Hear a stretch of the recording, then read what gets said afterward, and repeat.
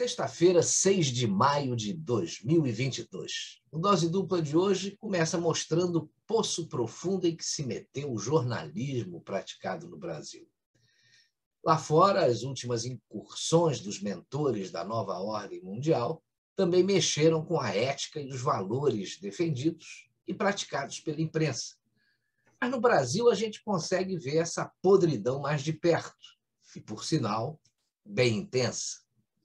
Desde a assunção de Jair Bolsonaro ao poder, com intensidade bastante aumentada, depois do fenômeno infecto social da peste chinesa, a imprensa brasileira, a nossa extrema imprensa, né, como a gente prefere tratar, perdeu completamente o seu rumo. Aquele jornalismo que se praticava nas redações que nós, os dois Marcelos, conhecemos na faculdade, se transformou aí em militância política. E da pior qualidade, né? Nosso segundo tema de hoje também vai na contramão dessa crise de identidade e de credibilidade pela qual passa a mídia mundial. As mudanças que a gente espera ver no Twitter após a aquisição da mídia social pelo mega empresário Elon Musk. A perspectiva é de que o aplicativo, né, volte a ser uma tribuna livre, não sujeita à censura que tem sido imposta descaradamente a pessoas e instituições de cunho conservador, né, cuja opinião está destoando aí do establishment. E aí, Marcelo Cardoso, a verdade está mudando de lado? Como é que é isso, doutor? Meu caro Marcelo Campos, talvez não seja bem isso exatamente. Ao longo dos anos, se cristalizou uma ideia, falsa naturalmente, de que a imprensa é dona absoluta da verdade e defende essa verdade com unhas e dentes. E outra verdade, de que aquilo que jornalistas menos conhecidos ou pessoas comuns, como nós, né, divulgam nos blogs, enfim, nas redes sociais, isso não é digno de consideração. Isso não é tomado como verdade. Só que hoje, o diploma de jornalista não é mais exigido para o exercício da profissão no Brasil. E isso parece ter sido um tiro no pé, rapaz, daqueles que buscavam controlar a informação. Afinal, todos somos jornalistas em potencial graças a esse expediente, né? E, pelo visto, até em função do jogo de interesse que vem prevalecendo aí, a imprensa anda negligenciando o seu trabalho às últimas consequências. Credibilidade decrescente, fuga de assinantes, desmoralização, chacota, é a triste realidade vivida hoje pelos grandes grupos de comunicação e por escolha deles mesmos, né? Bom que novos ares possam ser respirados nesse meio, né, Marcelo? É a renovação, Marcelo, que parece estar se consolidando aí com gente de sangue novo, e principalmente vontade de acertar e respeito aí aos valores fundamentais, como o principal deles, né, que é a verdade. Cadê o verdadeiro jornalismo? Twitter, por que o medo? Com essas duas perguntas, a gente começa o Dose Dupla de hoje. Seja bem-vindo.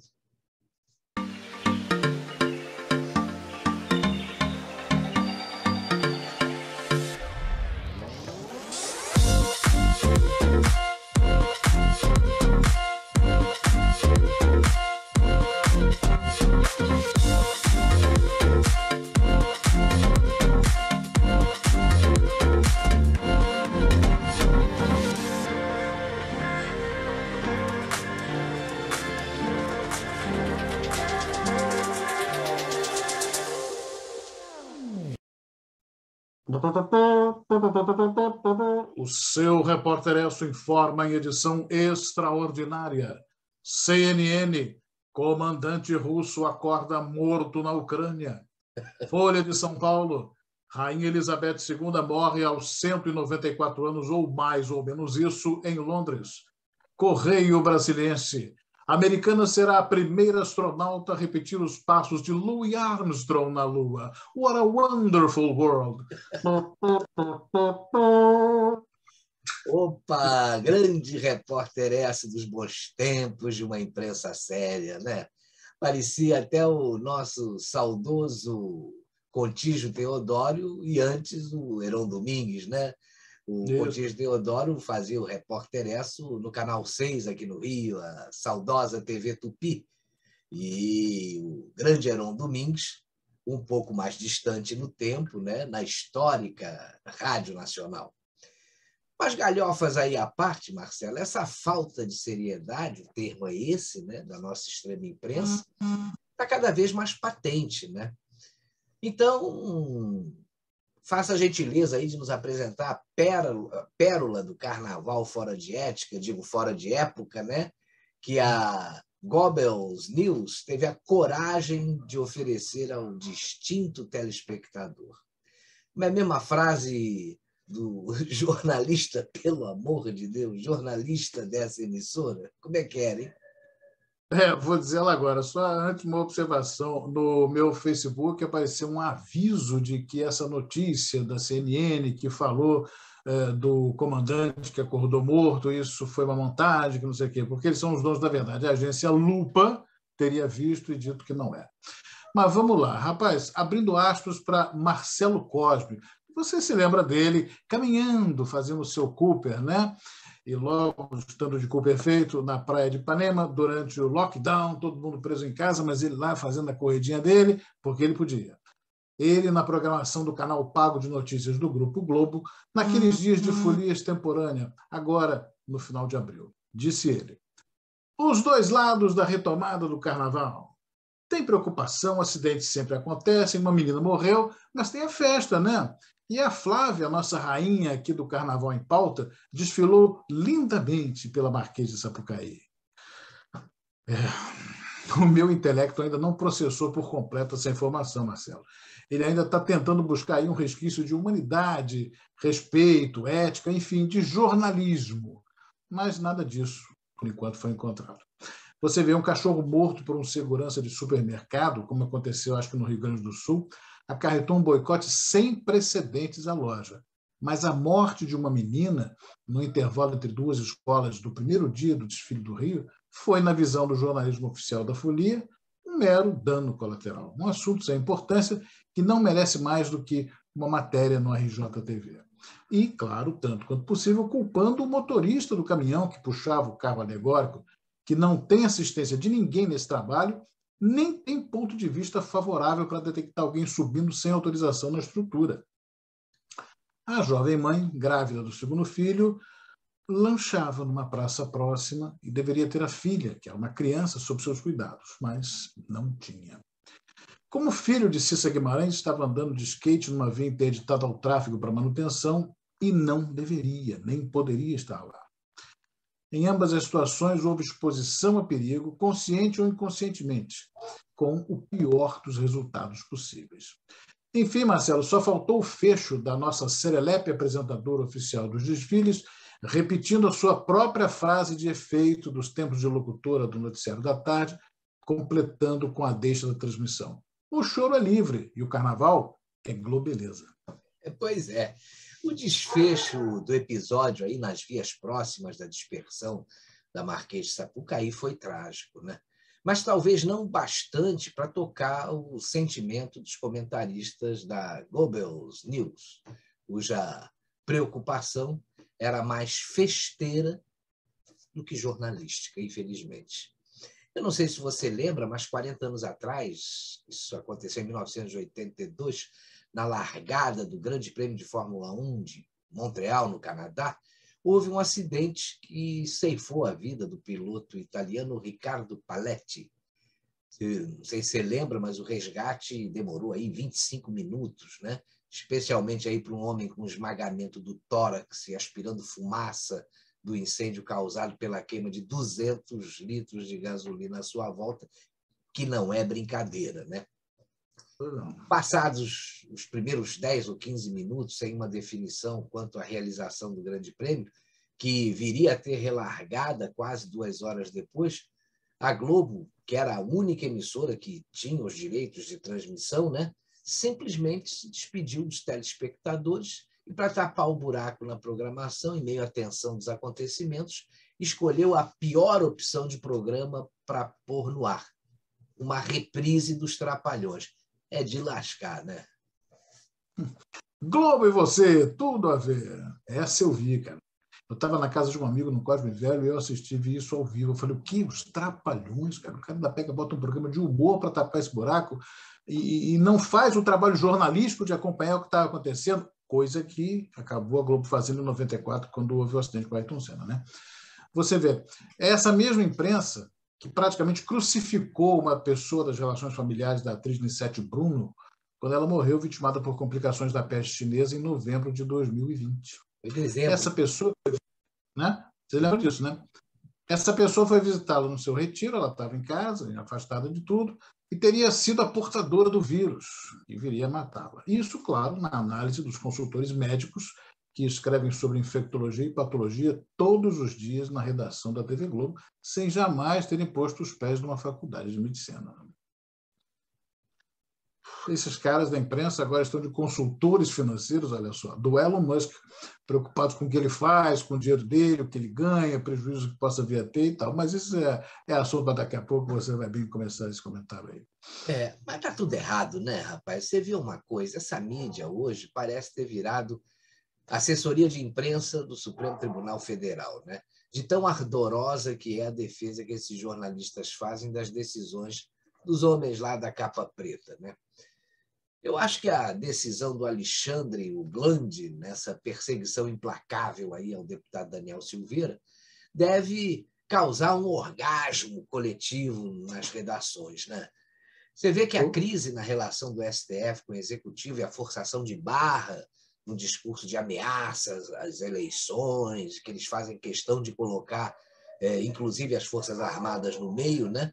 São duas posturas de indisfarçável torcida contra o presidente Bolsonaro. O que fica mais evidente, ainda com a importância que eles dão às falas do descondenado pré-candidato agora, né?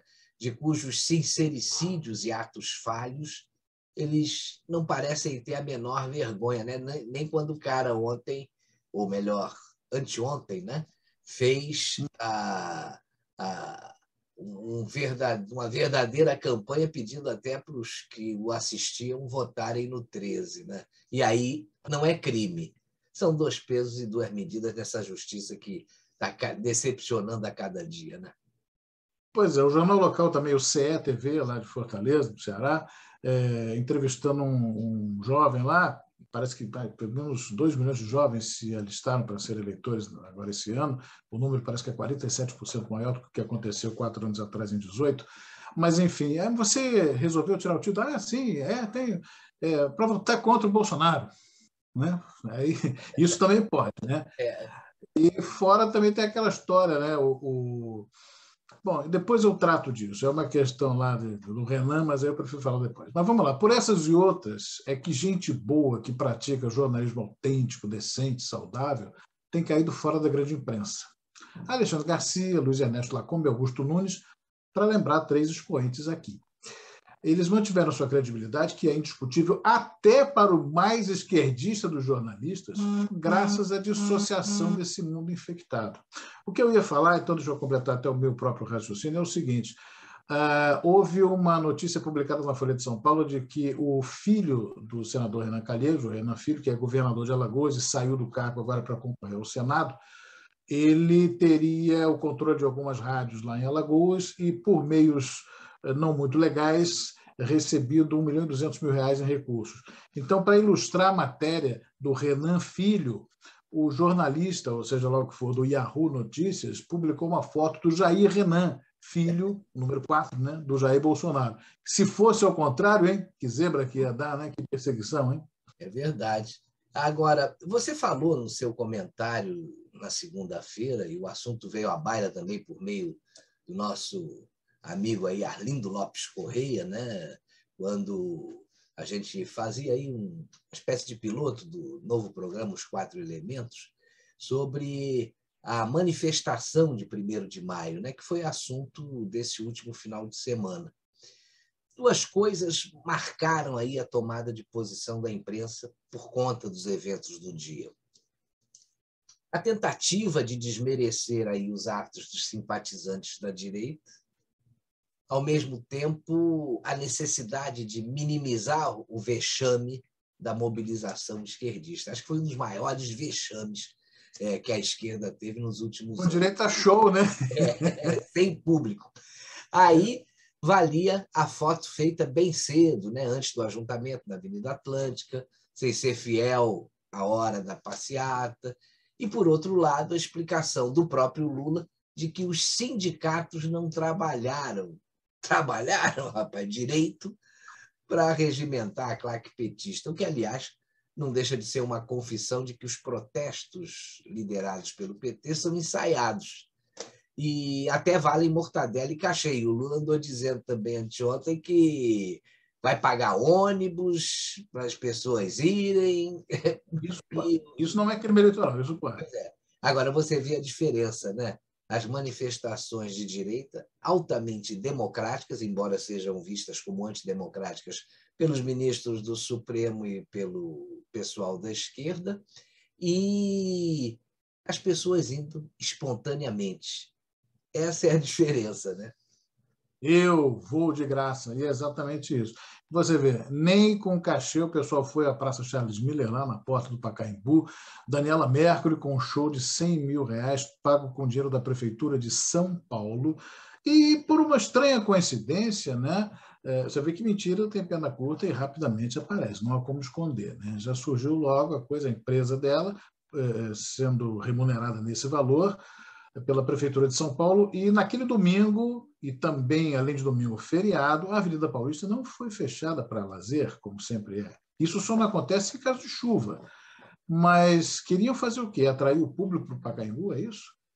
Teria sido essa a intenção do prefeito Ricardo Nunes, né, que, no meu ver, é um oportunista. Né? O cara já tinha... Embora essa questão da verba, disseram depois que foi determinada ali pela Câmara dos Vereadores e encaminhada para a Prefeitura executar. Mas mesmo assim não se justifica, né?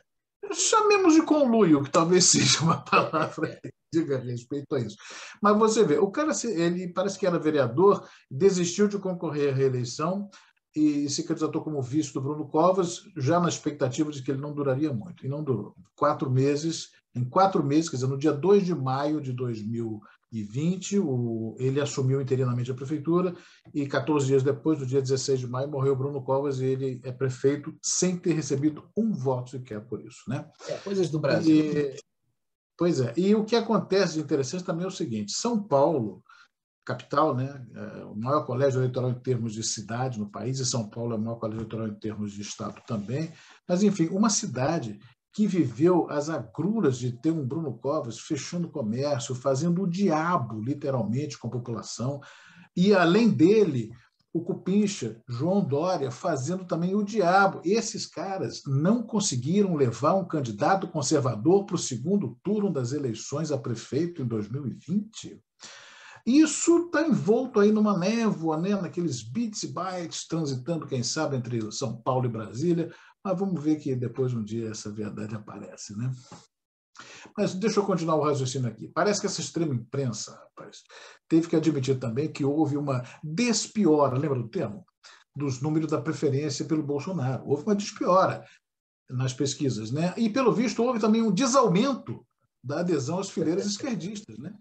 Você vê, o presidente experimenta uma desrejeição e o ex-presidiário uma desadesão. Coisas do malabarismo semântico aí, que vem dando nó nos cérebros pouco estimulados, mas ainda criativos dos estagiários da redação. Né? Para mim, isso aí é mais um circo de horrores que a gente vem vivendo. Né? A esquerda tenta, mas não consegue, rapaz, emplacar a sua narrativa torta dos fatos. O Brasil já tem tempo que está acordado, né? Será o fim dos tempos, eu digo, dos tempos de usurpação dos fatos? Olha, pode bem ser, Marcelo, é sem dúvida uma boa perspectiva. E falando em circo aí, né? Para acabar com essa palhaçada sem graça, parece que tem coisa boa no horizonte da liberdade de expressão, não é isso, meu amigo? E o mais curioso disso tudo é que eu nunca tinha visto, rapaz, a liberdade de expressão transmitir tanto medo. Bastou o Elon Musk anunciar aí que queria comprar o Twitter, rapaz, para que a esquerda e os que se dizem democratas espalhados pelo mundo fizessem um monte de protestos, né? Mas para a gente tentar entender por que isso aconteceu, é bom a gente conhecer um pouco sobre o Elon Musk, né? E você conhece bem a história dele, né, Marcelo? Campos, seguinte, Elon Musk é sul-africano de nascimento, naturalizado americano. Também tem nacionalidade canadense. Ele, apesar de novo, né, da pouca idade, é um grande empreendedor. O Musk é reconhecido como um dos maiores inventores e empreendedores do século XXI, com atuação em diversas áreas, entre as quais a produção de energia limpa, internet, desenvolvimento de projetos aeroespaciais, inovações automobilísticas, Tesla, né? Pesquisas na área de inteligência artificial e neurotecnologia. Ele acabou ficando mundialmente conhecido por ter fundado e liderado empresas como SpaceX, a Tesla, Hyperloop, Neuralink, Starlink, The Boring Company, SolarCity e a conhecida PayPal dos pagamentos, né? Mas o curioso, rapaz, é que ele é formado em física e economia e tem uma boa pegada tecnológica, né? Isso é muito evidente. Parece que o que contribuiu mesmo para o sucesso dele nos negócios foi a diversificação nas áreas de atuação em que ele participou e participa desde o início dos anos 2000. Hoje, ele está na lista das maiores fortunas do mundo. E considerando a sua preocupação com o futuro da humanidade e com a liberdade de expressão, as reações dos esquerdistas e globalistas estão plenamente justificadas, não é? Concordo. E, além disso que você falou, Marcelo, as ideias dele causam polêmica porque ele usa o dinheiro que tem na tentativa de viabilizar diversos projetos, aí, como você até citou, com relação às empresas que ele participou, né? Ele tem também até projetos, rapaz, de colonização de outros planetas, entre outras coisas. E muitos dos seus opositores dizem que ele usa o dinheiro dele em ideias sem futuro. Será? Olha, me parece muito mais inveja do sucesso que ele tem do que qualquer outra coisa. Inveja e incompetência, né? Isso foi lembrar, acho que no início do século XX tinha um negócio de um escritório de patentes na Inglaterra que disse que ia fechar porque não havia mais o que ser inventado. Então, por isso, não tinha mais o que fazer em termos de registro de patentes, né?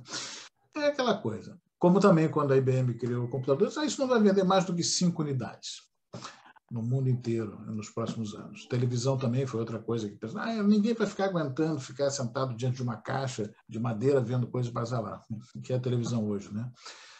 E parece mesmo, cara, inveja também. Só para complementar a história dele desde pequeno, quando ele via na cidade de Pretória, lá na África do Sul, ele sempre teve o desejo de inventar coisas, sempre foi inventor. E sempre apaixonado também por obras de ficção científica. Essa paixão foi a marca na juventude dele. Só para você ter uma ideia, quando ele tinha 12 anos de idade, ele programou e vendeu um jogo de computador por $500. Né? E ele foi para o Canadá antes de completar 18 e fez o curso de física na Queen's University, em Kingston. Em 84, ele se mudou para os Estados Unidos e aí ele pensou em se especializar em física.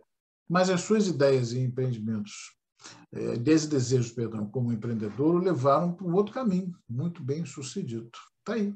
Para você ver como o sujeito é um ponto fora da curva, né? O seu primeiro grande negócio foi o Zip2, uma plataforma online de jornais, rapaz, que foi vendida por $300 milhões em 1999.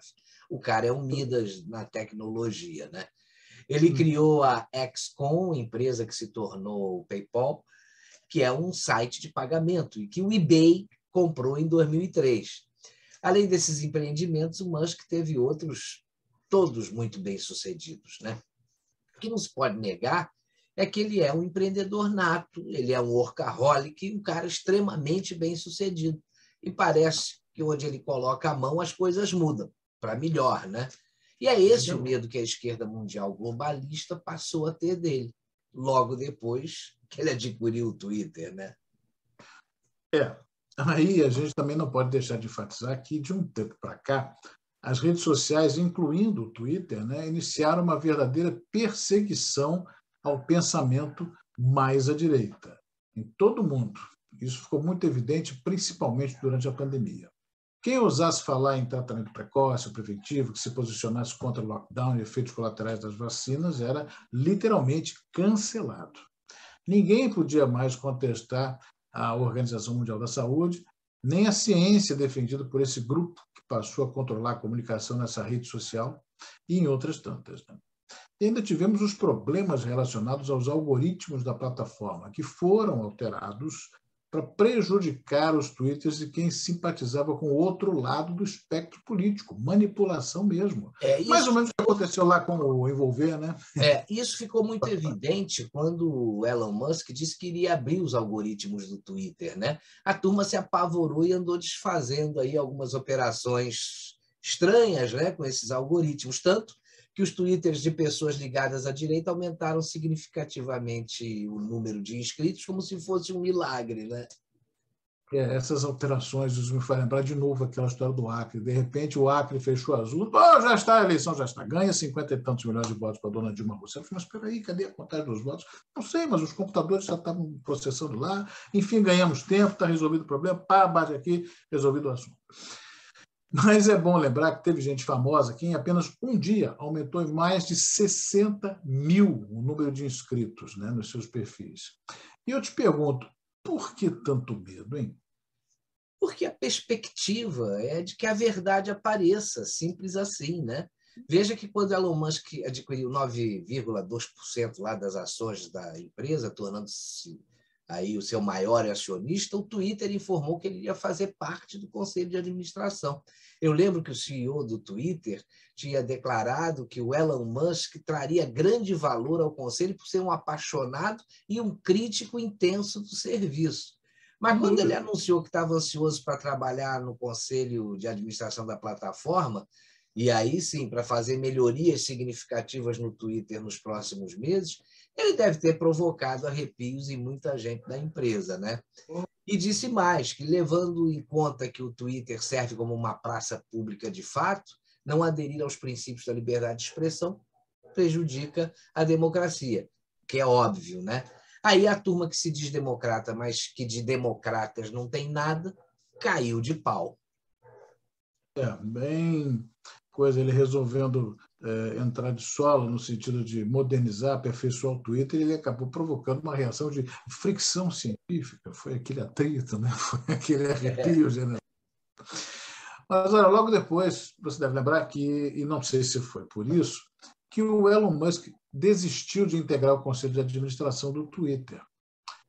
Foi um alívio para a turma lacradora, um alívio que virou pesadelo pouco tempo depois, quando o Musk se pôs a comprar todo o Twitter e fechar o capital. Não sei se você viu um vídeo do escritório do Twitter no Brasil, acredito que aquilo seja em São Paulo, o pessoal fazendo troça, batendo palmas para a nova presidência do Twitter, o cara fazendo aquele jeito, cara de imbecil. Mas você vê como são as coisas, né? Logo depois dele ser vendido por 44 bilhões de dólares, o Twitter bloqueou durante quase uma semana as mudanças na sua plataforma. Já se cogita aí do Elon Musk ser o CEO por um tempo, inclusive. Agora, a justificativa desse bloqueio é que foi muito interessante. O Twitter impôs a proibição temporária para impedir que funcionários que possam estar ofendidos com o acordo se tornem desonestos. Ora, esses caras estão sendo desonestos com quem não compactua com o jeito globalista de ser há muito tempo, né? Várias pessoas tiveram suas publicações suspensas por emitirem opiniões muito incômodas para esse pessoal. E o auge da repressão na plataforma foi o banimento da conta do então presidente dos Estados Unidos, Donald Trump, né?